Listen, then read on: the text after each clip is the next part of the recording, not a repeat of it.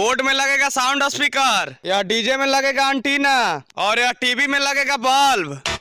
अरे विराट भाई तूने तो गलत कर दिया, देखो मैं ठीक कर देता हूँ। डीजे में लगेगा बल्ब, या बोर्ड में लगेगा एंटीना, और या टीवी में लगेगा साउंड स्पीकर।